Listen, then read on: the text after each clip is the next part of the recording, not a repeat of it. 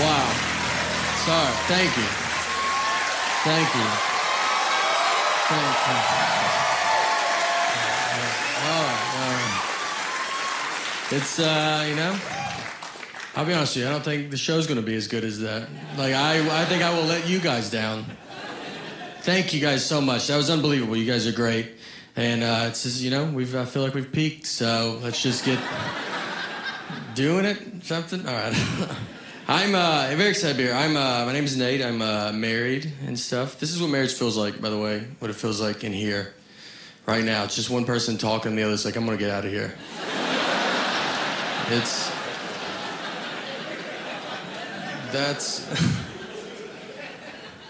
I'm from Nashville, and me and my wife, we were in Nashville last summer, and we went out on the lake with some of our friends, and we were like floating around the water, and there was a guy in a boat like right next to us, and my wife was like, oh, that's my ex-boyfriend in that boat.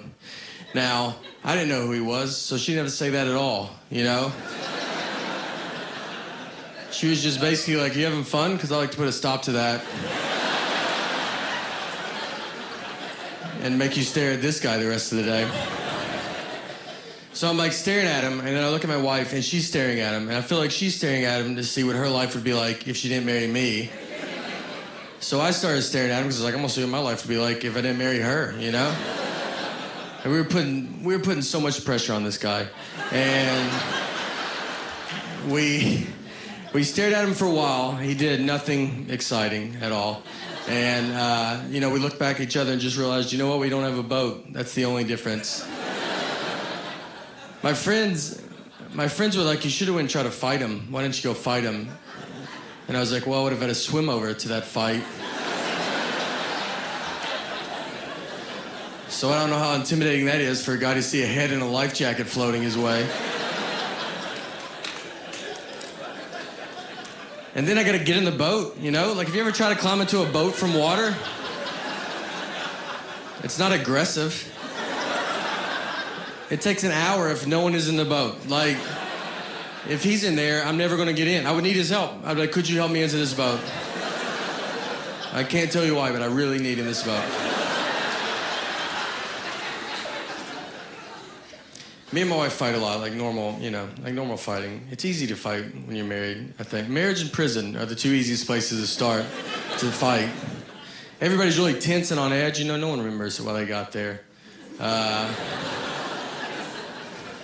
My wife will get mad like when I hang out with my buddies. She's always like, oh, you always have so much fun with your friends. You always laugh with them a lot. You never laugh that much with me.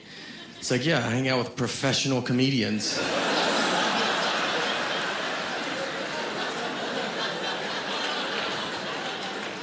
It's a pretty good time, Like, they make jokes, new jokes every day. She doesn't make jokes ever. She makes a lot of lists. She does do lists, though. Just a ton. She's in charge. She runs everything because she knows everything. Like, I don't know any stuff. Like, I don't know how much money we have. Like, could not even ballpark it. I don't even know where it's at. And I don't even know how to get it if I had to get it. What bank we go to? I don't know. Like, I can't get robbed because, like, if some guy's like, let's go to the ATM, it's like, well, I guess we gotta wait for my wife to get here. She can't leave me because I wouldn't know how to get stuff, Like, she can't even die. If she starts dying, I'll die so much faster than her because I don't know what to do. Like, I don't have to call her mom and be like, hey, did she ever bring up bank stuff to you at all? Did you ever talk about that? Or what did she do for a living? Do you know? Yeah. What was her deal? My job is like, you gotta protect, I guess, the house, I guess. I don't know. If someone comes in, I don't have a gun to protect us. I have a pocket knife. That's what I have next to the bed. Like, that could do nothing. I could hope to aggravate him at best, Like, I'd cut him, he would just rip my shirt, and he would kill both of us. That's best case scenario with the pocket. I don't know how to use this knife in the middle of the day, much less I'm gonna wake up out of a dead sleep and have some kind of knife skill I've never had before. So what we do is we sleep strategically in our bed to, like, prepare for an attack. Like, I'm here, like, she's here. She's, like, closest to the door, but It's, you know, she doesn't even know there's a strategy. So, it just...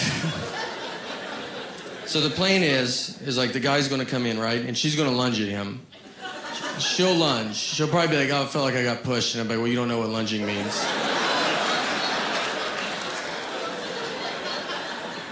She'll lunge. She'll put up a good fight, all right? At least a good enough fight that I can be practicing with my knife on my side. Just a little, you know, ready for him. That's when... We have a daughter now, and so it's getting, you know, 2-year-old daughter. It's getting pretty serious between me and my wife now, and it's, I don't know. I was living in New York when my daughter was to be born. She was not born here, though. We flew home. She was born in Tennessee. I didn't want her to be born in New York, you know? I don't need her growing up thinking she's better than me. Yeah.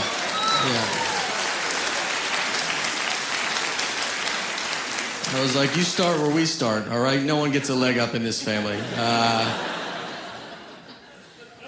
It was wild. I remember like on the way to the hospital, I was like telling my wife, I was like, look, I don't want to see anything, all right? It's going to be gross. I wished it was like the 50s when they didn't even let men in the hospital. But it's not. Now doctors are like, do you want to deliver the baby? Why don't you do most of it? They just pull the baby out, and they're like, here, cut the umbilical cord. They just tell you to do it real fast. I didn't take a class. They just act like I'm the guy that cuts umbilical cords at the hospital.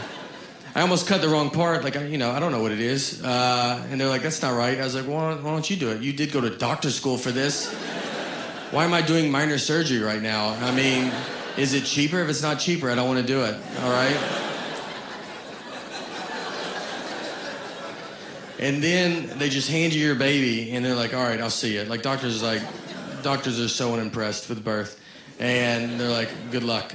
And then I remember the first question I asked, I was like, how much do you feed it? It sounded like I was buying a hamster at a pet store, where do they figure it out on their own? Or the big message they tell you, they're like, all right, whatever you do, let's just try not to shake this baby. That's the number one goal. And they tell it to you almost like, obviously, you're going to want to shake the baby. But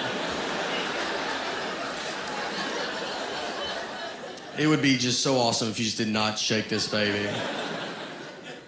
And then I watched a video of a guy, and he was like, here's what I do when I feel like I want to shake my baby. Like, he was like, I take walks, you know? I walk about 70 miles a day. I walk a lot. I've barely seen this baby. And then I signed a certificate, like I was in kindergarten, that said, all right, I'm not going to shake the baby. They quit asking me. I didn't even think of it till you guys brought it up. I've never heard the word shake so much in my entire life. Like, that's all we talked about for 3 days. And the first night, we got her home, I remember she was, like, crying for, like, 6 hours. And you're, like, delirious and confused. And I was, like, with my wife, and I was like, wait, are we supposed to shake this baby? Like, is that what they said, dude? We didn't shake her, so I feel like I gotta say that. Like, you guys don't have to call somebody. We have rocked her pretty hard, though. But it's, you know, babies have to get a lot of shots, like a ton of shots. And it's very nerve-wracking when you take a baby to get a shot, because they don't know what's going on. Like, you just take them into a room, they're like, man, this day's going unbelievable. You know? What could go wrong? I don't think anything could go wrong. And you have no way of telling them, like, it's about to all go wrong. You can't even imagine how wrong it's about to get. So she gets the shot, and we go to console her, ready for her to cry. She does not cry. She was just fine with the shot. Like, everything was okay.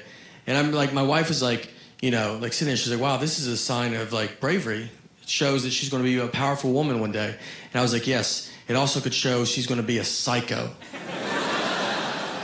Who doesn't cry when you get a shot? She doesn't even know what it is, and she's fine with it? I cry, and I know what it is. And I don't know if she's going to be crazy. I hope not. We're not going to know for a while. You can't tell right now. We're not off to a good start, but we can't. Maybe she'll turn it around. It's going to be like 18 years. Like when she's 18, like, or, you know, I'm going to be sitting there either at her graduation, in high school just be going, look, we love you so much. You know, we're so proud of you. Or I will be on the front yard on the news going, we love you so much, but turn yourself in right now. Do the right thing. She throws fits, though, like a normal kid. Like, I took her to Walmart to buy some toys. And so I was like, I'm going to go buy all these toys. So I was going to let her pick. Which first she runs to, just dog toys. And you're like, oh, God. You're like, no, this isn't.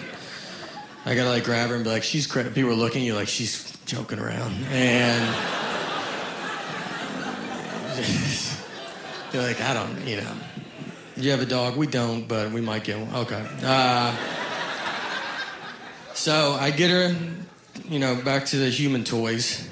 And I'm like, go ahead, just pick whatever you want. So what she grabs is this little popper. It's I don't know if you remember, from a kid, it's you push it, it's got a globe on it. It pops like little balls. It hasn't changed, by the way, since you were a kid. That thing, the guy made it 100 years ago and was no changes. No suggestion box, nothing. He goes, this is it, and we're going to do it forever like this.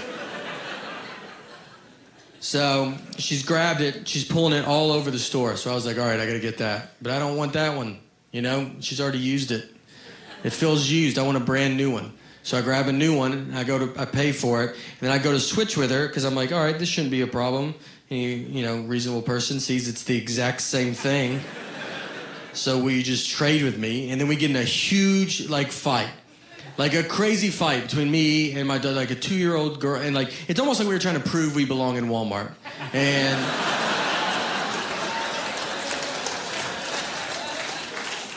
I'm sitting there, and I'm just let it go, all right? It's the exact same thing. It doesn't even you can't tell the difference. And, if she's looking at me, too, why don't you let it go? It's the exact same thing. You can't tell the difference. I got it out of her hands, though. I'm so much larger than her, I was like, I got it. I thought, I don't want her to win. I was like, you're not going to win this. And we took it home. She's not touched it since then.